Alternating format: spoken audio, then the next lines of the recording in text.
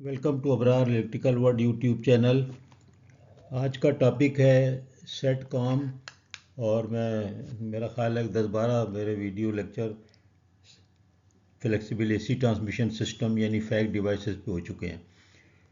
और मैं ये कर रहा हूँ कि मैं पहले सबको इस तरह से इंट्रोड्यूस करा रहा हूँ चीज़ें कि जो हमारे एप्लीकेशन साइड के हम लोग इंजीनियर्स हैं उनको सब चीज़ों की मालूमात हो जाए कि कितने टाइप के होते हैं, उनका क्या फंक्शन है, क्या फ़ायदा है, उनका क्या उसके अंदर उनका स्ट्रक्चर क्या है, उनका कॉन्फ़िगरेशन क्या है।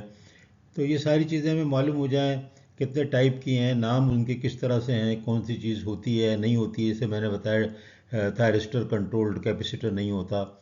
तो उसके बाद फिर हम इसी के अंदर दूसरी वीडियोस पे लेक्चर पे जाएंगे जो कि फिर हमारे थोड़ा सा एकेडमिक होंगे। और वो फिर हमारे जो इंजीनियर्स इम्तिहान देते हैं, कोई उनको ज़रूरत पड़ती है, या एमएस करते हैं तो उनको ज़रूरत पड़ती है।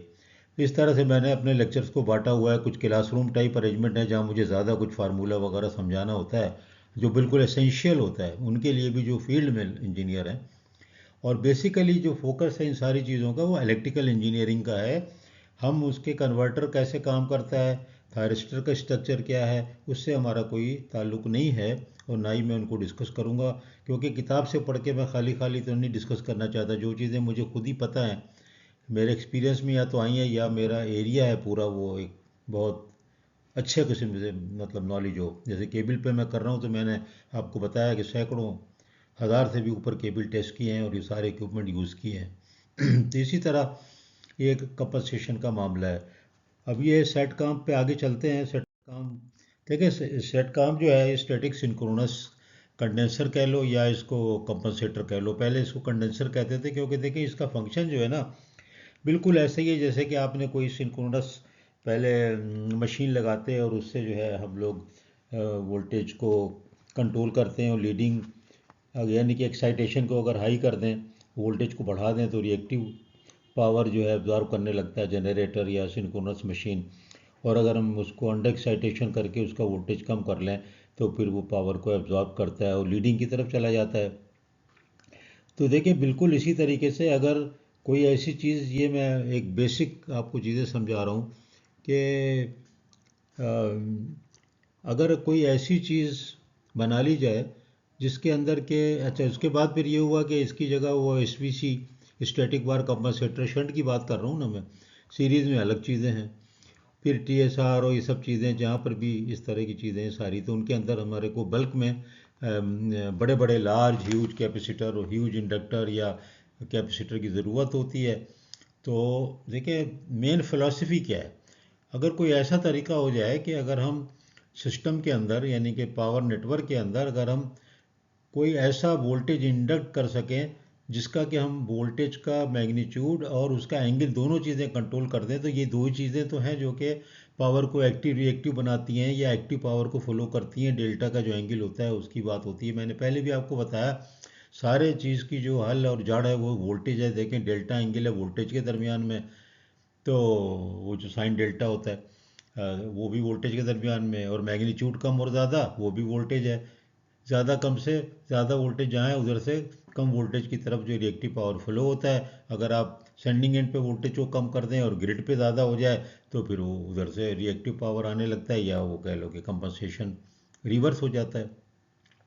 तो कोई ऐसा तरीका कर दें कि ह्यूज कैपेसिटर से जो चीज़ मिलती है या ह्यूज इंडक्टर से जो चीज़ मिलती है वो करंट वोल्टेज एंगल पे और मैग्नीट्यूड से कंट्रोलेबल वो अगर मिल जाए तो फिर हमें आसानी है कि हमें उसकी बहुत बड़ी बड़ी चीज़ें नहीं लगानी पड़ेंगी। यही सेट काम का फ़ायदा है कि सेट काम में ह्यूज किस्म के ना कैपेसिटर होते हैं ना इंडक्टर होते हैं, और वो कपल हो जाता है ये ट्रांसफार्मर के साथ, ग्रिड के साथ। क्योंकि जितना भी हाई वोल्टेज हो 400 के भी है 220 है, आप ये मीडियम वोल्टेज पे लगा लें और उसके बाद उसको कनेक्ट कर दें कपलिंग ट्रांसफार्मर के थ्रू, स्टेप अप ट्रांसफार्मर के थ्रू। तो सेट काम का सबसे बड़ा यही फ़ायदा है कि उसके अंदर ऐसी कुछ। दूसरा फ़ायदा ये है कि अगर इसके साथ एक एनर्जी रिसोर्सेज लगा दें आप, एक कैपेसिटर तो होता ही है छोटा, लेकिन that can not give you the appreciable significant active power.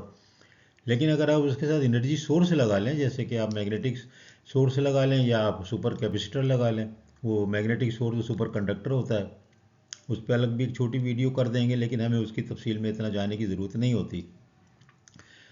तो ऐसा है, मैं आपको एक आम फहम मिसाल देता हूँ, आगे जो आएगा ना वो मैं सब बातें करता जाऊँगा तो खुद ही आप पढ़ते भी जाएंगे, देखते भी जाएँ। ये लिखा हुआ है हिस्ट्री में, मैं नहीं जा रहा मैं इसको क्या पढ़ूँ जो लिखा है। अब मैं आपको एक मिसाल देता हूँ, मिसाल के तौर पे डॉक्टर आपको कहता है कि आप जो है विटामिन सी लें। अब आप विटामिन सी लेने का तरीका तो सीधा सीधा ये है ना कि आप जाके कोई भी जो सिट्रिक फ्रूट है, यानी कि मौसमी है, माल्टा है, कीनू है, ये चीज़ें आप खाएं और आपको मिलेगा ना, कोई मसला तो नहीं है। लेकिन जाहिर है कि जब आप उसकी एक पूरी पेटी खरीदेंगे तो पेटी खरीदने के बाद उसके भी तो गाड़ी भी चाहिए, उसको लेकर के आएंगे तभी तो आप इतना विटामिन सी मिलेगा कि आप उसका 10 का जूस निकाल करके माल्टों का और रोज़ाना पियेंगे तो आपको 100 तो चाहिए ना एक हफ्ते में। तो यही समझ लें आप फ़र्क। अब अगर मैं कोई ऐसी तरकीब करूं कि मैं कहूं यार विटामिन सी की टैबलेट खा लो भाई, तो ये क्या हुआ कि वो पैदल जा कर के आप छोटी सी एक शीशी ले आएंगे और वो 1000 सी उस पर लिखा होगा 1000 mg, और वो पता चला कि यार ये तो इतनी सी चीज़ है और काम हो रहा है। तो यही समझ लो बिल्कुल, ये सही गलत नहीं है, कौन सा अच्छा है कौन सा बुरा ये बात नहीं हो रही। बात ये देखें, आप वही विटामिन सी आप एक टैबलेट से ले रहे हैं ना, डॉक्टर जब बीमार होते हैं तो आपको कोई 10 किलो रोज़ाना जूस बना बना के तो कोई नहीं देता ना, आपको मल्टीविटामिन लेने हैं, विटामिन सी लेने हैं। तो ये मैंने एक मिसाल दी है ऐसी बेसिक ज़िंदगी से कि बिल्कुल यही चीज़ सेटकॉम या सेटकॉन है कि भाई आप ह्यूज कैपेसिटर इंडक्टर को छोड़ें, वो करता क्या है, वो विटामिन सी बनाता है ना। तो कोई ऐसी स्कीम नंबर करो कि उसके अंदर विटामिन सी जो है वो केमिकली बन जाए और आप उसको खा लें। तो इसी तरह इसके अंदर इलेक्ट्रिकली उसके अंदर एक्टिव रिएक्टिव पावर यानी एंगल और मैग्नीट्यूड दोनों कंट्रोलेबल हो जाएं तो आपको जो है वो एक्टिव और रिएक्टिव पावर दोनों ही मिल सकती है, लीडिंग और इंडक्टिव बोथ, और एक्टिव पावर भी मिल भी सकती है, दे भी सकते हैं, ले भी सकते हैं। यहाँ तक कि शटकाम जो है जब यूज़ करते हैं दो लाइनों को मिला के भी करते हैं तो एनर्जी जो है बाकायदा ये ऑफ पीक आवर में दे देता है। मिसाल के तौर पे विंड में आप लगा दें इसको, जब विंड कम ज़्यादा हो जाएगी विंड की वजह से एक्टिव पावर, तो ये बड़े बड़े शटकाम लगाए जाते हैं 200 MVAR 100 MVAR, जिनका मैग्नीट्यूड एक्टिव पावर भी जो देते हैं, तो वो मालूम हुआ कि वो आपको 50 मेगावाट दे सक रहे हैं 2 घंटे के लिए। तो देखिए कितना बड़ा फ़ायदा है। तो ये मैंने मिसाल एक आम फहम दी है जिसकी वजह से आपको याद रहेगा। मिसाल हो सकता है कि बिल्कुल अप्रोप्रिएट ना हो, लेकिन मेरे हिसाब से तो बड़ी फिट हो रही है। अब इसके बेनिफिट मैंने लिख दिए, देखें ये सब बेनिफिट मैं कई दफ़ा तस्करा किया है। आप डायनेमिक वोल्टेज कंट्रोल करेंगे इससे, ट्रांजिएंट स्टेट स्टेबिलिटी पे मैंने कई लेक्चर बना दिए हैं क्योंकि इसका ताल्लुक डिस्टेंस रिले से भी है, इसका ताल्लुक पावर स्टेबिलिटी से भी है, पावर स्विंग पे भी मैंने बनाया है, वो सारी चीज़ें इससे रिलेटेड हैं। तो आप देख लें ये सारी चीज़ें मैंने यहाँ पर बेनिफिट इसके लिख दिए हैं। आगे चलते हैं, मैं जानबूझ के मैं पॉज किया, रुक गया, ताकि आप लोग जो इसको एक नज़र देख लें, क्योंकि जो क्लास होती है उसमें भी इसी तरह मैं कर रहा होता हूँ। ये बेनिफिट की स्पेलिंग गलत है, अभी मैं इंशाल्लाह सही करता हूँ। अब कॉन्फ़िगरेशन पे आते हैं। कॉन्फ़िगरेशन पे देखें, शटकाम जो है इसकी मैं डायग्राम आपको दिखा दूंगा। कॉन्फ़िगरेशन कुछ भी नहीं है, बिल्कुल आसान। एक डीसी है सोर्स, कैपेसिटर है छोटा और एनर्जी सोर्स है, उसके बाद आप उसके साथ लगा दें कन्वर्टर। कन्वर्टर वही मैंने आपको कई दफ़ा बताया, इन्वर्टर को कन्वर्टर कह रहे हैं। वो डीसी से 3 फेज एसी बना रहा है जिसका कि वोल्टेज और मैग्नीट्यूड और एंगल दोनों कंट्रोलेबल हैं। और उसके बाद जो है वो उसके बाद है आपने कुछ भी नहीं, एक ट्रांसफार्मर लगा दिया कपलिंग के लिए ताकि आप हाई वोल्टेज को उसको कनेक्ट कर दें। आमतौर पर नहीं बल्कि सही बात यही है कि जो है वो आप सेट काम को या शंट कोई भी हो, लेकिन सेट काम को भी आप कोई भी लाइन के मिडिल में लगाते हैं कि 200 किलोमीटर की लाइन है तो 100 मीटर पे एक बस बार क्रिएट करके वहाँ पे सेटकॉम को कनेक्ट कर दें तो वो मैक्सिमम उसका इफेक्ट होता है। तो ये सेटकॉम का कॉन्फ़िगरेशन जो है ये अभी डायग्राम आएंगी तो आपको मालूम हो जाएगा। आगे चलते हैं, इक्विवेलेंट सर्किट देखें। इसका बिल्कुल सिंपल है, मैं एक जनरेटर की तरह दिखा दिया और दोनों तरफ x/2 ये मैंने सारे कैलकुलेशन और डायग्राम क्लासरूम में भी किए हुए हैं और मैंने इक्वेशन भी इसकी क्लासरूम में आपको समझाई है कि किस तरह मार्जिन ऑफ स्टेबिलिटी बढ़ जाता है, किस तरह पावर डबल हो जाती है। अनकम्पनसेटेड में तो v²/x multiplied by sine delta, जबकि जब आप लगा देते हैं ये अपने शंट डिवाइस तो इसमें तो 2v² divide by x and sine delta by 2, यानी ट्वाइस पावर हो जाती है उसके। तो मार्जिन ऑफ स्टेबिलिटी बहुत बढ़ जाता है। मेरी आप लेक्चर देखें जो इससे मैंने क्लासरूम में सारी चीज़ समझाई है। और मोमेंट ऑफ इनर्शिया पे भी मैंने बनाई है, इनर्शिया कांस्टेंट और वो सारा, उसका ताल्लुक भी नहीं सारी चीज़ों से। असल में जितना भी ये पावर स्विंग और stability, steady state and transient state, ये सब के सब, और ये फैक्ट डिवाइसेस, ये सब एक दूसरे से जुड़े हुए हैं, कोई चीज़ अलग नहीं है। ये देखिए मॉड्यूलर स्ट्रक्चर होता है, फुटप्रिंट बहुत कम है क्योंकि huge elimination of huge external inductor and capacitor हैं, उसमें होते ही नहीं, एसवीसी में होते हैं इजीली, इसीलिए इसको पता है इफेक्टिव मॉड्यूलर होते हैं, फैक्ट्री में पैक हो जाते हैं। बिल्कुल जीआईएस की तरह समझें आप, वो बिल्कुल बड़े बने आए और जीआईएस लाइन से जो थे ना कपल हो गए, बिल्कुल इसी तरह ये आराम से आपके आ जाते हैं और उसको आप कपल कर देते हैं। जैसे जीआईएस होता है ना, कितना आसान है, इलेक्शन बने बनाए पूरे आते हैं, और बस जो जिन्होंने भी काम किया है तो आपको पता है कि आप बस उसको नट एंड बोल्ट करते चले जाएं, बाद में गैस भर दें।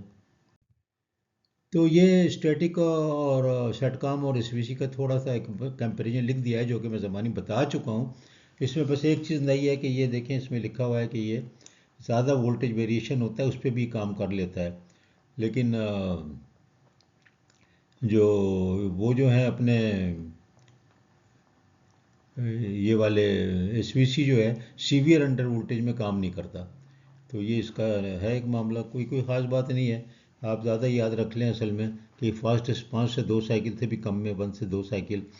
और बस ये याद रख लें कि ये जो है ना, इसका फुटप्रिंट छोटा है। फुटप्रिंट छोटा क्यों है कि इसके अंदर जो है ह्यूज इंडक्टर कैपेसिटर नहीं है, उसकी जगह एक सोर्स है, और वो सोर्स इतना बड़ा हेवी नहीं है, और वो डीसी सोर्स जो है वो कन्वर्ट कर देता है 3 फेज़ में, और 3 फेज़ का वोल्टेज और मैग्नीट्यूड दोनों कंट्रोलेबल है। और वोल्टेज और मैग्नीट्यूड कंट्रोलेबल पे मैंने कई क्लासरूम टाइप के वीडियो बना दिए हैं, लेक्चर, उनको ज़रूर देख लें, उससे बिल्कुल आपको चीज़ें क्लियर हो जाएंगी। मैंने इसमें जानबूझ के वो न कर्व डाले, न ग्राफ डाला, ना मैंने इसके अंदर कोई फार्मूला डाला, ताकि जो लोग ज़रा लाइटर साइड पे चीज़ को समझना चाहते हैं वो इसको बोर ना हो जाएं कि यार फिर वही सर ने ग्राफ और कर्व और ये बना दिया और साइन डेल्टा के चक्कर में फंसा दिया। तो नहीं कर रहा मैं ये, आप लोग खुश रहो, टेंशन नहीं लेने का है।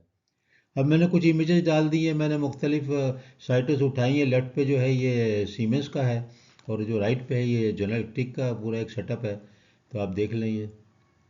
फिर इसके बाद देखें ये जेडकॉम, ये भी या तो जी का है किसका है, ये मुझे इतना मालूम नहीं है, मैंने नेट से चीज़ें उठाई हैं, बाद में क्रेडिट लिख दिया है, क्रेडिट टू जी एस थाम एंड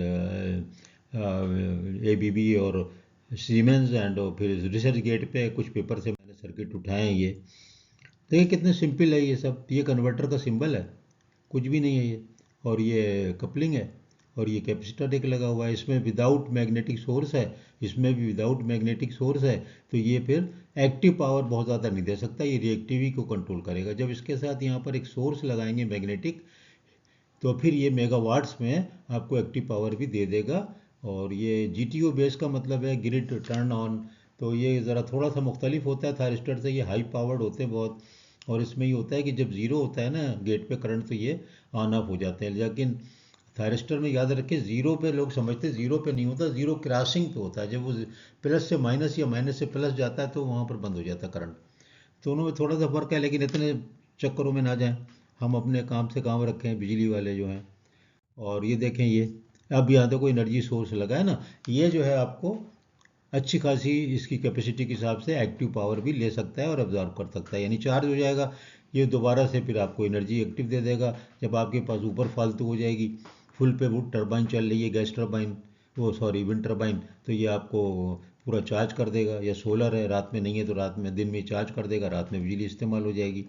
देखिए बड़ा बहुत ज़बरदस्त चीज़ है सेट काम, बहुत तेज़ी से पॉपुलर हो रहा है, नए इंजीनियर्स को बहुत जल्दी इनसे वास्ता पड़ने वाला है, पाकिस्तान में नहीं है अभी तक। ये देखो ये 3 फेज़ की डायग्राम, घबराए मत, बहुत सिंपल है। देखें ये सिर्फ डेल्टा में कनेक्ट है, 3 हो गए। 3 फेज़ का मैंने कहा चलो लगा दो, और एक ये डेल्टा, ये देखो यहाँ से वोल्टेज और करंट को मेजर कर रहे हैं, ये वोल्टेज करंट मेजर करते हैं, एंगल मेजर करते हैं, और ये कंट्रोलर है सेटकॉम को, यहाँ से इसके गेट को ऑन ऑफ करते रहते हैं, ये लोड लगा हुआ है। तो इसमें कोई इतनी घबराने की बात नहीं, बहुत सिंपल है, इसके अंदर इतना लिखा है, इसमें मत जाएं। सिर्फ भी देख लें कि दो ये जो सी टी पी टी के कनेक्शन आके यहाँ पर ये आप एंगल वगैरह सब मेजर हो रहा है, और इसके हिसाब से इसको सिग्नल जा रहा है, बहुत सिंपल है। ये भी वही पिक्चर मैंने लगा दी है, देखें आराम से समझ जाएं। साइज़ भी देख लो कितना, यहाँ पर एक में मैंने साइज़ दे दिया, ट्रांसफार्मर मिला के ये सारा साइज़ दिया हुआ है, ये सारा मीटर्स में। देखिए ये भी बड़ी अच्छी सी है, विंड फार्म है। विंड फार्म के बाद देखें ये जनरेटर इनका लगा हुआ है, ये सोर्स इम्पीडेंस है, और फिर यहाँ पर ये देख लें, ये यहाँ से कपलिंग करके ये इंटरफेस इंडक्टर हो गया या ट्रांसफार्मर कह लो। फिर ये आ गया, ये जो इसका वेव फॉर्म से निकलता है यहाँ से, ये स्क्वायर होता है। स्क्वायर को फिर यहाँ पर ये कन्वर्ट करते हैं। तो ये इसके ऊपर मैं करूँगा कि स्क्वायर का क्या होता है, स्क्वायर से क्या होता है, क्योंकि फिर कई एलिमेंट यूज़ होते हैं। फिर स्क्वायर वेव से जब यहाँ भी स्क्वायर वेव निकलती है, तो मैं इसकी मैथमेटिकल इक्वेशन भी बताऊंगा कि अगर यहाँ पर वोल्टेज ई है तो इधर कितना निकलता है। फिर आपको पता चलेगा वो ये तो 0.78 टाइम्स इस वोल्टेज का होता है। तो एक अलग से वीडियो लेक्चर बना रहा हूँ जो कि मैं इसमें मैथमेटिकल रिलेशनशिप भी दूंगा, और फिर आपको पता लग जाएगा वोल्टेज कितना पैदा हो रहा है। तो ये जो वोल्टेज वगैरह की रिलेशनशिप है, मैंने ये देखा नहीं है ज़्यादा किसी और उसमें। तो ये देखें, ये कितनी आसानी से चीज़ें बनी हुई हैं, सिंपल वे में ब्लॉक डायग्राम मिल गई है, thanks to those websites and the ResearchGate papers जहाँ से मैंने लिया है। उनका शुक्रिया भी अदा किया है। कोई चोरी नहीं है, एजुकेशनल पर्पज़ है प्योरली, और कोई कमर्शियल नहीं है, फ्री एजुकेशन है। तो आई होप कि दे विल नॉट माइंड। अब ये देखो, ये पर भी बिल्कुल सिंपल बता दिया है, इसके अंदर भी हर चीज़ बिल्कुल सिंपल है। तो कोई ऐसी चीज़ नहीं है। अब ये क्रेडिट मैंने लिख दिया है ताकि कोई इसमें बात ना हो। सेट कॉम, ये नए इंजीनियर प्लीज़ आप लोग ज़रूर इसको पढ़ें। कोई सवाल है मुझसे पूछ लें, मुझे ईमेल भी कर सकते हैं। कहीं इंटरव्यू हो तो मैं आपको अच्छी तरह समझा दूं, लेकिन बाहर कोई इंटरव्यू होगा ज़रूर आपसे पूछ लिया जाएगा। हॉट टॉपिक है, हॉटेस्ट टॉपिक है।